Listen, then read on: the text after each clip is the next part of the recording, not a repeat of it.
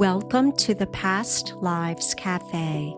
I am your host, Chione, an intuitive energy worker and acclaimed past life regressionist. Come with me as we journey through the spiral of time to forgotten places.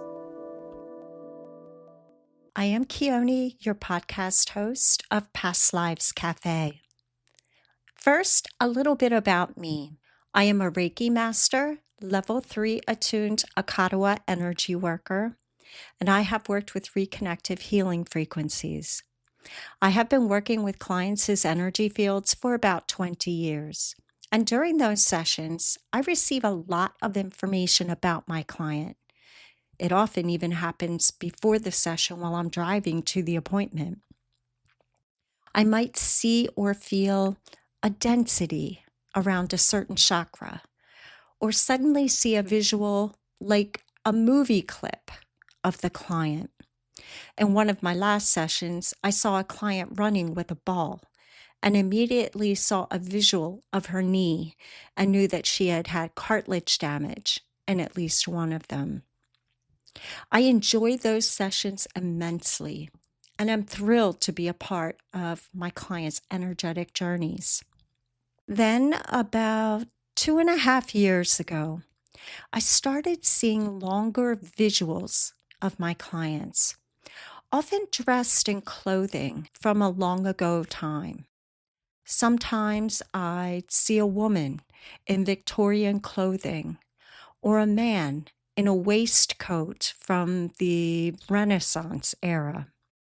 Other times I'd see someone in tribal dress, uniform, or wearing jewelry that might remind me of a long ago civilization.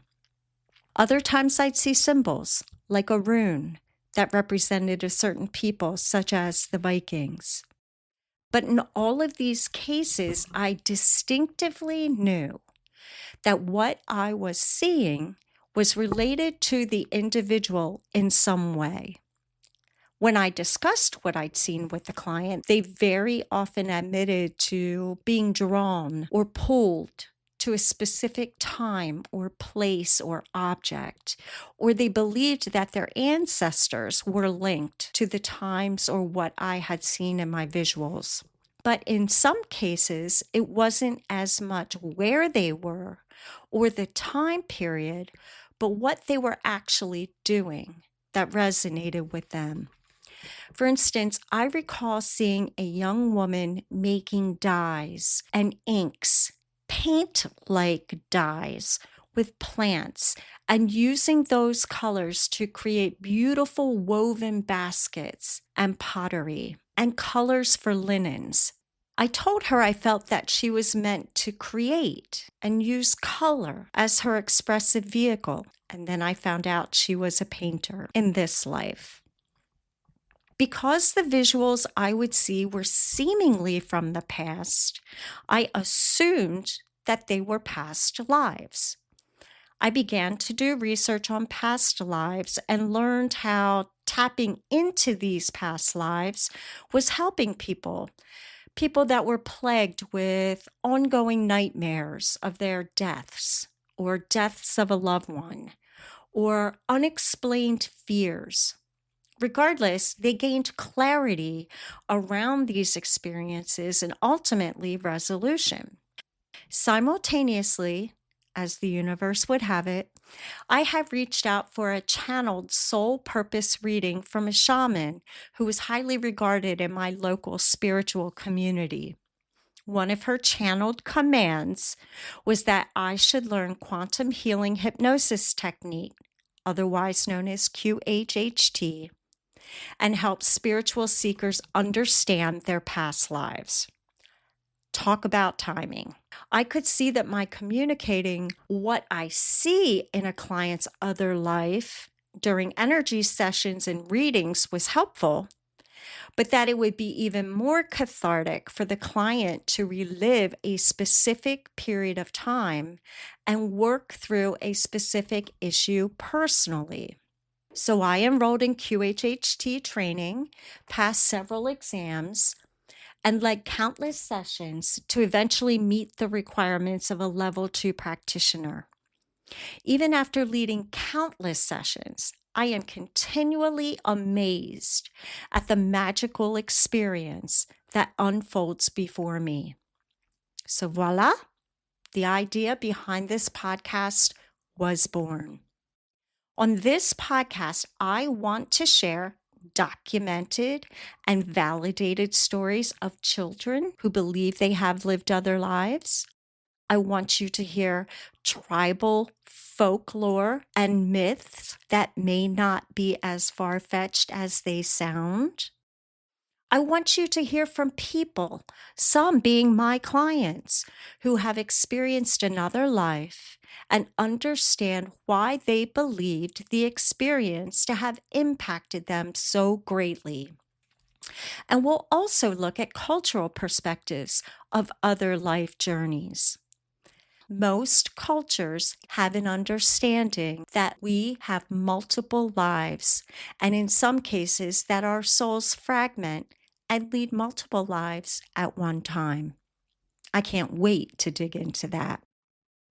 But before we jump into our first story, I wanted to take a moment to address a question I am often asked, which is what is the difference between a QHHT session and a regular past life regression?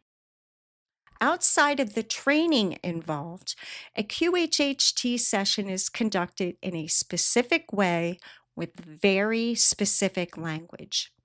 It includes a thorough pre-regression discussion. Then the client is led into a meditative state where we generally experience 3 days in the visited life.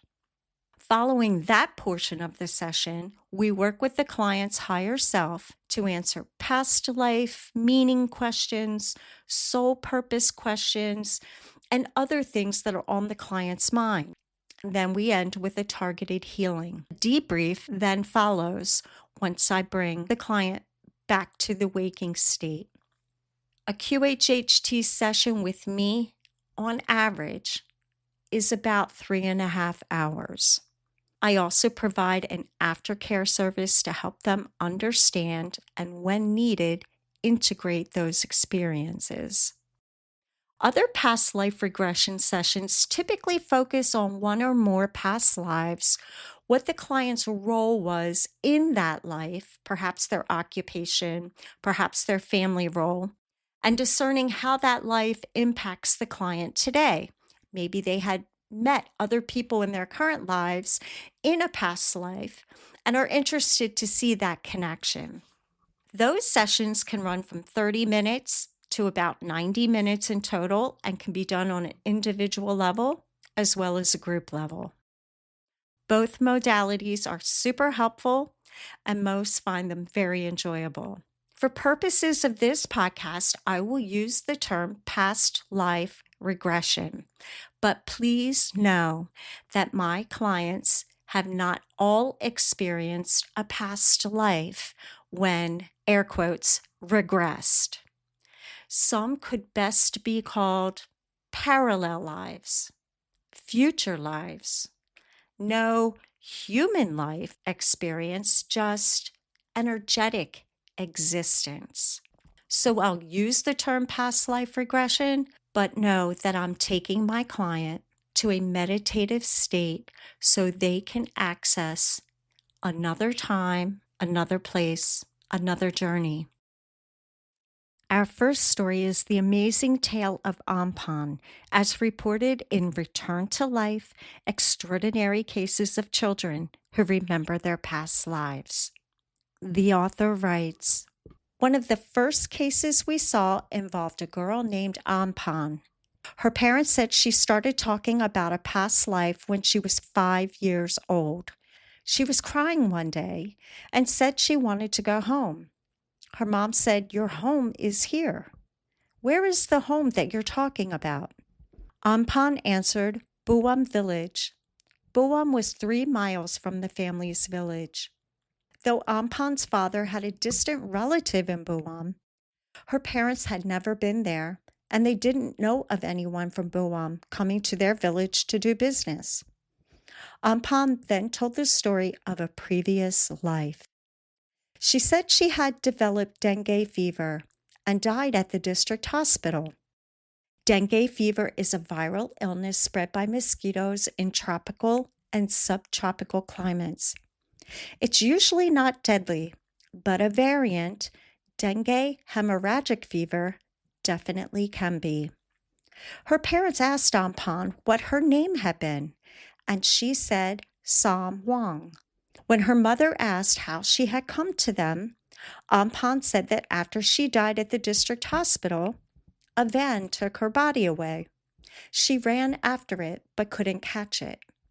She then began walking, and after 5 miles, she passed by the road in front of her parents' house. She said she was looking for drinking water. She saw her future mother, and there was a cool breeze. Rather than continue on her journey, she lay down to rest there, and she was subsequently born to her mother. On that first day when Ampon told the story, she cried to go home. She continued to cry frequently, sometimes on a daily basis for 3 years.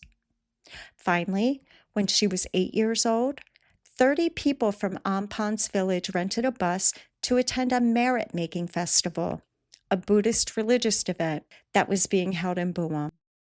Ampon went with her mother and a family friend. When the bus reached Buwon, Ampon led her mother and their friend to a home where she ran to hug a woman there, calling her mommy. This woman had had a daughter named Sam Wong, who had indeed died the way Ampon had described.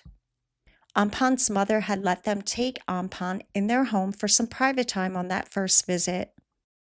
Ampon then told them she wanted Sam Wong's Buddha amulet, a religious piece often worn as a pendant and thought to protect the owner from dangers. Sam Wong's family reported that Ampon told them where the amulet was and then found it. She continued to visit after that, often 2 or 3 times a month, sometimes staying as long as 10 days. Her parents, glad she was finally happy, did not object. They reported she still had the memories at age 19. Though we didn't get a chance to talk to her, I was struck by her story. It offers interesting evidence for past life memories, both in the way her statements corresponded to the other girl's life and with her apparent ability to find the girl's amulet. What impressed me most, however, was the image of a deceased spirit chasing after a van taking her body away from the hospital. She then tried to find her way back home after the van was gone. That longing to be with her family seemed to continue into another life as Ampon cried so frequently to see them. Her report of events between lives may seem surprisingly concrete. It's certainly not very ethereal. Only about 20% of these children talk about events between lives. For the ones that do, the reports can vary tremendously. Some describing terrestrial events as Ampon did, others saying they went to another realm like heaven. Some of this may be due to cultural influence, but there is good reason to think that the afterlife, if we want to use that term, is not homogeneous. It can vary from individual to individual, there being not just one place or two where people go, and not just one kind of experience that they have after they die. In this case, if Ampon was indeed Sam Wong's consciousness or soul seems to have remained tightly connected to this realm and to her family. This led to some anguish on her part during Ampon's early life, but also to an eventual reunion. Sam Wong's attachment to her parents may have affected her experiences after she died, and may have contributed to memories of that life carrying over to her life as Ampon. This would not mean necessarily that we all have similar experiences after we die, or that we all come back to live another life near our last one.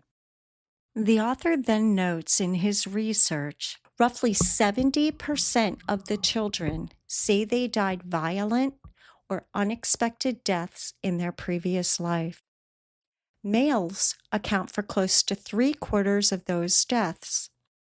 Almost precisely the same ratio of males who die of unnatural causes in the general population.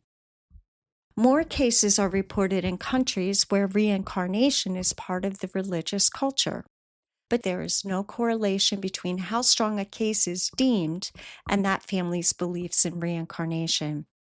1 out of 5 children who report a past life say they recall time between death and birth, although there is no consistent view of what that's like.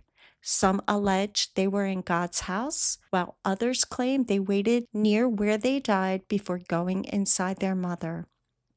In cases where a child's story has been traced to another individual, the median time between the death of that person and the child's birth is about 16 months. Nearly 20% of the children studied have scar-like birthmarks or even unusual deformities that closely match marks or injuries the person whose life the child recalls received at or near his or her death.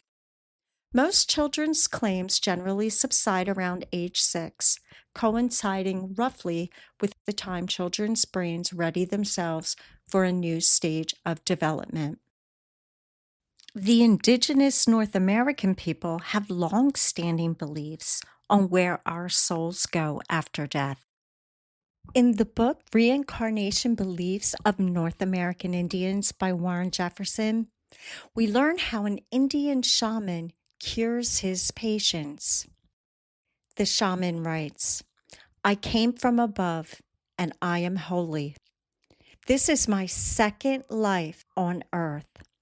Many years before my present existence, I lived on this earth. At that time, everyone seemed to be on the war path.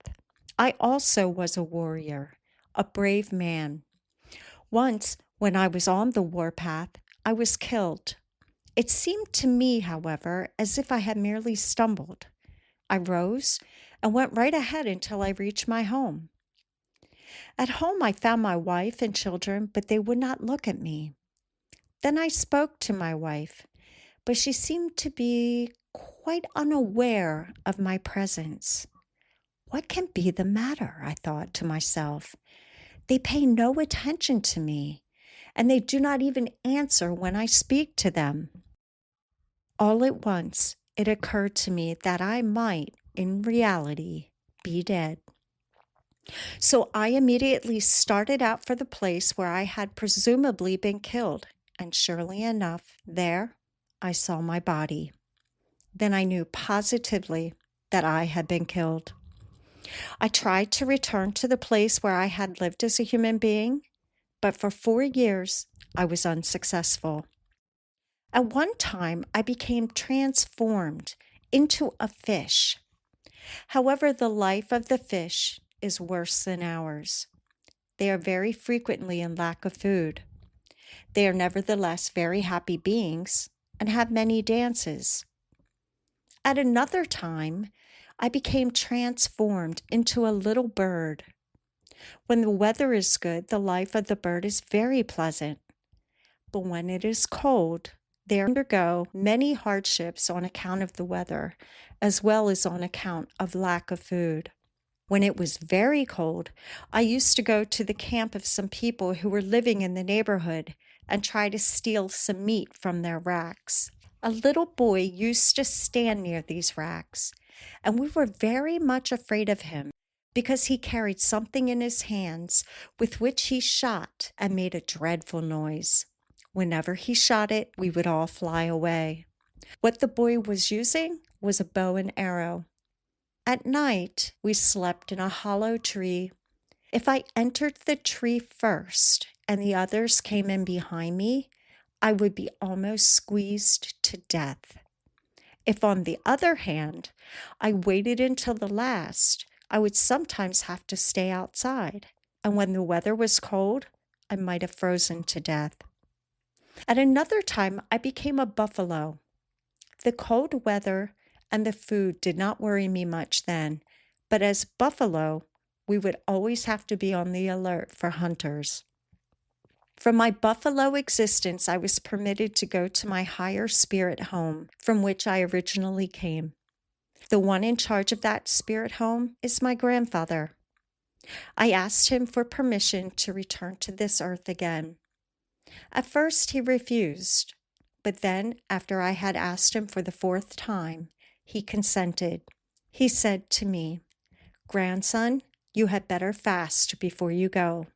And if any of the spirits take pity upon you, bless you, you may go and live in peace upon earth." So I fasted for 4 years, and all the spirits above, even to the fourth heaven, approved of my coming. They blessed me. Then I fasted 10 days more, and then 20, and then 30. Finally, all the spirits blessed me, even those under the earth. When I was ready to come to this earth, the spirits gathered together in a council lodge and counseled about me. All the spirits were present. They told me that I would never fail in anything that I wished to do. Then they decided to make a trial of my powers. They placed a spirit grizzly bear at one end of the lodge and sang the songs that I was to use when I returned to earth. Then I walked around the lodge holding a live coal in the palm of my hand and danced around the fireplace saying "Wahi" and striking the hand containing the coal with my other hand. The invulnerable bear fell forward, prone upon the ground, and a black substance flowed from his mouth. Then they said to me, "You have killed him. Even so great a spirit as this, you have been able to kill. Indeed, nothing will ever be able to cross your path." Then they took the bear I had killed and cut him into small pieces with a knife, piled these in the center of the lodge, and covered them with some dark material. "Now," they said, "you must again try your powers." I asked them for the articles that I would have to use, and they gave me a flute and gourd. Then I made myself holy. All those who had blessed me were present. I walked around the object that lay piled up in the center of the lodge and breathed upon it. This I did for the second time, and all those within the lodge breathed together with me. 4 times I did this, and then the spirit grizzly bear got up and walked away in the shape of a human being. "It is good," they said. "He has restored him to life again. Surely he is holy." After a while, they said to me again, "Just as you have done here, will you always do below? Whenever you wish to, you will be able to kill a person or restore him to life. Most assuredly, you have been blessed." Then they placed a black stone in the shaman's lodge that stood above. There again, they made a new trial of my powers. There I blew 4 times on the stone, and I blew a hole through it. For that reason, if any person has a pain and he lets me blow upon it, I can blow the pain away. It makes no difference what kind of pain it is. My breath was made holy by the spirits. The spirits on the earth and those under the earth also gave me a trial of my powers. They placed an old, rotten log before me. I breathed upon it 4 times and spat water upon it, and it got up in the shape of a human being and walked away. My ability to spit water upon the people whom I am treating, I received from an eel, from the chief among the eels, one who lives in the center and in the deepest part of the ocean. He is absolutely white, and he is the one who blessed me. Whenever I spit water, it is inexhaustible because it comes from him, the eel. Then I came to this earth again. They, the spirits, all gave me advice before I left them.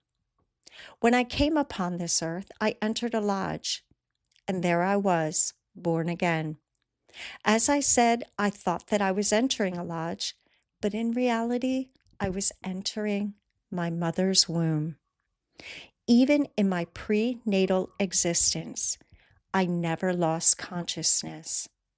Then I grew up and fasted again and again, and all those spirits that blessed me before sent their blessing again. I can dictate to all the spirits that exist. Whatever I say will come to pass.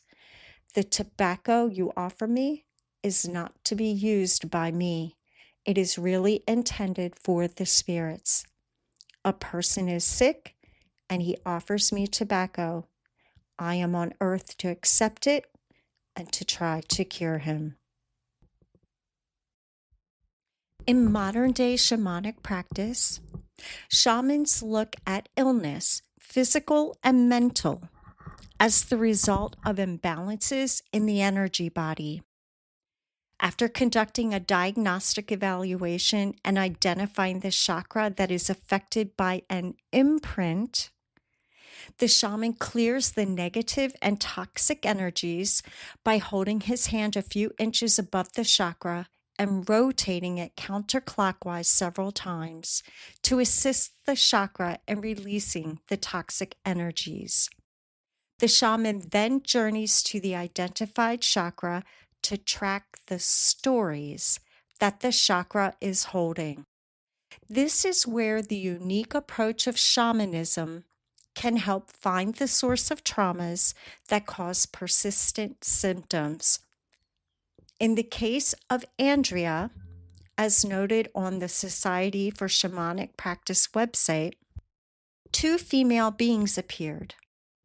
The shaman recognized them as Andrea from 2 previous lifetimes, women that he had met in previous work with Andrea that had focused on her unshakable belief that there was something wrong with her, that she was bad and deserved to be punished. In both of those lifetimes, Andrea had been part of a group of curanderas, women who use plants, herbs, and various potions to heal people. In one of the lifetimes, this group was chased through a woods, and Andrea was caught, judged to be a witch, and burned at the stake. In the other lifetime, she was hanged in the public square to stamp out witchcraft. The fact that these 2 women appeared at this stage in the healing work suggested that they held a key to Andrea's healing. In his work as a shamanic practitioner, Shaman Sheldon Shally understood Andrea's fear of and need to be punished. He saw these imprints as they were created in her past lives and how they continue to vibrate in her energy field.